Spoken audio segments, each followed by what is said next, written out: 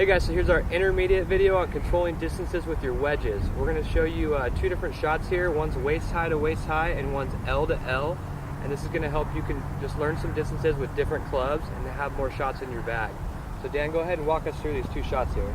Yeah, absolutely. So very important shot to be pretty good at, and I think the reason why it's intermediate is because players that are just starting out don't really have an awareness of how far back and through the club head is going. So for the intermediate golfers, this is crucial because this gives you the opportunity to really dial in your wedges. So if we're hitting two shots, one being waist high, I'm going to have my setup the same, only I'm going to have just a little bit of weight on my left side.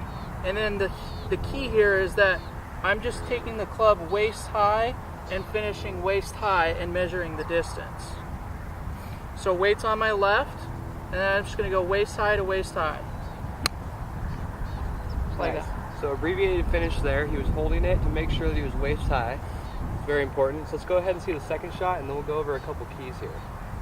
So the second shot that we need to be able to control with all of our wedges is what we call L to L. So L to L is, this is waist high. L to L is when we hinge our wrist and it creates sort of that L shaped.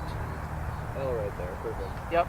And then of course I'm going to match that with my follow through and get it kind of in this position as well. Another L going over here, perfect. Yeah. So let's go ahead and see this shot, how the setup's done here. So setup exactly the same. My feet are just inside shoulder width, ball's in the middle. That hasn't changed at all. My weight's on the left, and now I'm just going to control the backswing and the follow through.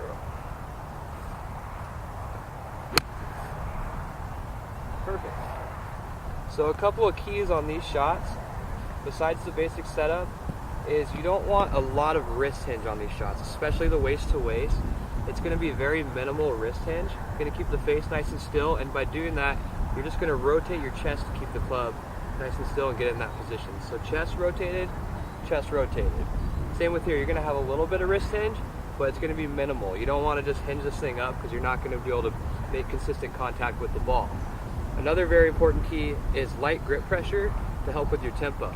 So lighten the grip pressure in your hands, and this will help keep your tempo nice and smooth because you don't want to be speeding up, slowing down, swinging too big, too short. So just light grip pressure, nice and smooth, rotate your chest. Yeah, this is a finesse shot. So if you have really tight grip pressure, almost impossible to control where the club is going. You need to be really aware of where that club is going on the backswing and the follow through. And if you can do that with good tempo, you can get really consistent distances and have more control on your wedge shots. Absolutely. So try this with your sand wedge, try this with your pitching wedge, try this with your 9-iron. Whatever you want to try this with, get to know the yardages that these shots go. So waist to waist with the sand wedge, maybe goes 50 yards. Waist to waist with the pitching wedge might go 100 yards. You know, just write them down, get used to how far these shots go, so when you're on the course and you're faced with that shot, you already know what to do. So it should help you guys out a lot out on the course. Give it a try.